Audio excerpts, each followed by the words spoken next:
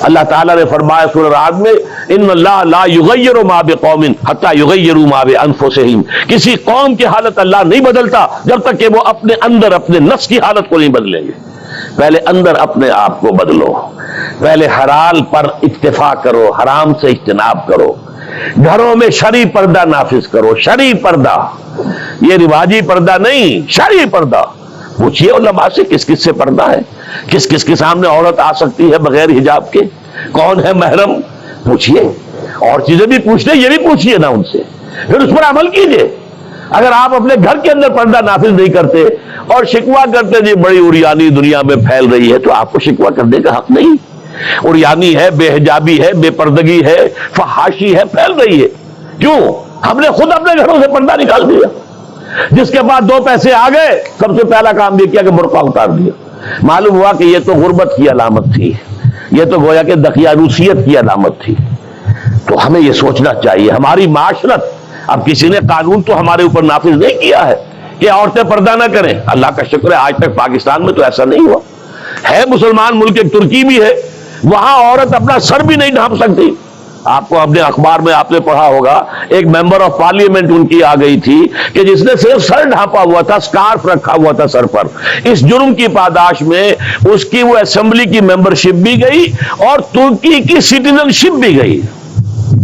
ہمارے ہاں تو نہیں، جس گھر سے بھی پردہ نکلا ہے اپنی مرضی سے نکلا ہے، جس نے بھی چھوڑا ہے اپنے ارادے سے چھوڑا ہے، کسی نے آپ پر لازم نہیں کیا۔ تو پہلا کام دیکھیے اصلاح معاشرہ کا، پہلے اپنے آپ کو بدلو، اپنے آپ کو ٹھیک کرو، اپنے کردار کو، اور دونوں اعتبارات سے اپنی معاش اور معاشرت، معاش آپ کی جو بھی کمائی ہے جس پر آپ کا گزارا ہے اس میں کوئی حرام کی آمیزش نہ ہو، معاشرت جو رہن سہن ہے، باقی ظاہر بات ہے چور کا ہاتھ تو آپ نہیں کاٹ سکتے، وہ تو جب تک قانون نہ بنے اور وہ نظام نہ بدلے، زانی کو آپ سنسار نہیں کر سکتے جب تک کہ شریعت کا قانون جو ہے اس کی بالادستی نہ ہو جائے، وہ آپ نہیں کر سکتے، سود آپ ختم نہیں کر سکتے جب تک کہ وہ نظام حکومت ختم نہ کرے، ورنہ تو ہر ایک جو ہے پورے ہمارے نظام کا جو ہے تانا بانا سود پر ہے۔ لیکن خود تو اپنے آپ کو بچا سکتے ہو، ڈائریکٹ انوالومنٹ تو نہ ہو سود میں، خود تو سود پر قرض نہ لو، خود تو اپنی بچت وہاں رکھ کر اس پر سود نہ کھاؤ، اور فکس ڈپازٹ رکھ کر جو ہے سود نہ کھاؤ۔ کم سے کم ان دونوں اعتبارات سے جب تک کہ ہم اپنے آپ کو، تقویٰ تو بہت اونچی چیز ہے، اور تقویٰ بھی وہ جتنا کہ اللہ کے تقویٰ کا حق ہے، تو بہت اونچی بات ہے، کم سے کم جو صریح حرام ہے اس سے تو بچیں۔ تو پہلی منزل یہ، بلکہ میرے اب آج کی ترتیب میں دوسری منزل ہوئی۔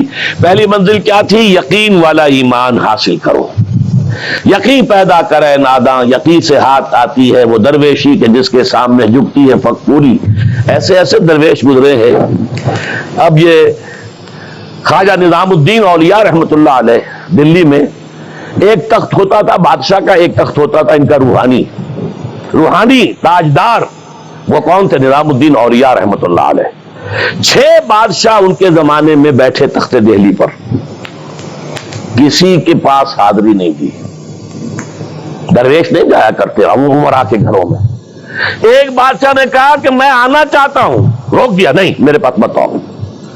اس نے کہلوایا میں آ جاؤں گا، آپ کا دربار عام ہے، کھلا ہے، سب آتے، میں بھی آ جاؤں گا، آپ مجھے کیسے روک سکتے ہیں؟ جواباً کہلوایا کہ اگر بادشاہ ایک دروازے سے داخل ہوا تو درویش دوسرے دروازے سے نکل جائے گا۔ جھک رہا ہے کہ نہیں بادشاہ؟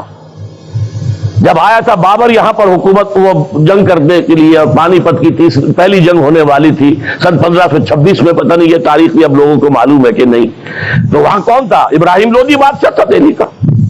وہ آیا ہے شیخ عبد القدوس گنگوہی رحمۃ اللہ علیہ کے پاس کہ حضور حضرت میرے لیے دعا کیجئے، بڑا وقت سخت آ گیا ہے، بابر فوج لے کر آ گیا ہے۔ ان کا دعا نہیں کی، فرمایا ہٹ جاؤ یہاں سے، ہماری دھوپ چھوڑ دو، دعا نہیں کی۔ وہ آیا ہے ہاتھ جوڑ رہا ہے، دعا کی، دعا نہیں کی، اس لیے کہ ظالم حکمران تھا اور بابر نے شکست دی۔ تو یہ فقیروں کے پاس چل کے بادشاہ کیوں جا رہے ہیں؟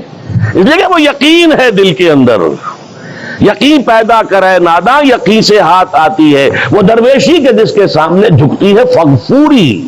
بادشاہ جھکتے ہیں جن کے سامنے، وہ کس سے حاصل ہوتی ہے؟ وہ در حقیقت یقین قلبی والی دولت۔ دوسرا کام اپنے عمل کے اندر، اپنے کردار میں تقوی اختیار کرو جس کا کم سے کم درجہ یہ ہے کہ حرام سے تو اپنے آپ کو بچا لو اور فرائض کی پابندی کرو.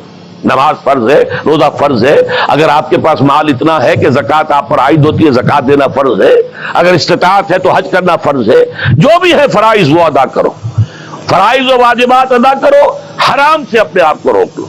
یہ دو کام نہیں کرتے تو اگلی آیت کی طرف بڑھنے کا فائدہ ہی نہیں, پھر یہیں پر بات ختم ہو جائے گی, فل سٹاپ ہو جائے گا. لیکن اگر یہ مرحلہ طے کر لیا, خوش نصیب, اس نے اپنی معاش اور اپنی معاشرت کو درست کر دیا شریعت کے مطابق. اب اگلا قدم کیا ہوگا؟ وَاعْتَصِمُوا بِحَبْلِ اللَّهِ جَمِيعًا وَلَا تَفَرَّقُوا. اب چونکہ تمہیں فرد سے آگے بڑھ کر ایک امت بننا ہے, دنیا میں انقلاب برپا کرنے کے لیے, اللہ کے دین کا بول بالا کرنے کے لیے, اللہ کے دین کو غالب کرنے کے لیے تمہیں تو فوج بننا ہے, خدائی فوجدار بننا ہے. لہذا تمہیں جڑنا ہوگا نا. تمہیں جوڑنے والی شے کون سی ہوگی؟ میں نے کہا تھا نا, فصیل کی مضبوطی کا دار و مدار دو چیزوں پر ہے, اینٹیں پکی ہو, افراد جو ہیں ان میں تقوی آ گیا, فرما برداری آ گئی, اینٹ پکی ہو گئی دینی اعتبار سے. اب ان کو جوڑنے والی شے کیا ہے؟ فرمایا اور سب مل جل کر اللہ کی رسی کو مضبوطی سے تھام لو اور تفرقوں میں مبتلا نہ ہو. وَاعْتَصِمُوا بِحَبْلِ اللَّهِ, حبل اللہ اللہ کی رسی, مل جل کر جمیعاً. وَاعْتَصِمُوا بِحَبْلِ اللَّهِ جَمِيعًا وَلَا تَفَرَّقُوا, تفرقے میں مبتلا نہ ہو. تفرقہ ہوگا تمہاری قوت ختم ہو جائے گی. Divided you fall, United you stand. اگر تمہیں مضبوط ہو اور مجتمع ہو, بنیاد مرصوص ہو, تو تمہیں کوئی شکست نہیں دے سکتا. اگر تمہارے دل پھٹے ہوئے ہو, تمہارے اندر رکھنے ہو, تو تمہارے اندر سے غدار نکل آئیں گے. جیسے کہ آپ کو معلوم ہے کہ انگریز جو آیا ہے ہندوستان میں, بنگال میں غداری ہوئی, میر جعفر نے غداری کی, اس لیے بنگال میں پلاسی کی جنگ میں فتح ہوئی لارڈ کلائیو کو. دکن میں ہمارا آخری تیر جسے کہا اقبال نے, ترکشے مارا خدنگے آخری, ٹیپو سلطان آخری چٹان تھی ہندوستان کے اندر, اور وہ بھی ایک غدار کی وجہ سے.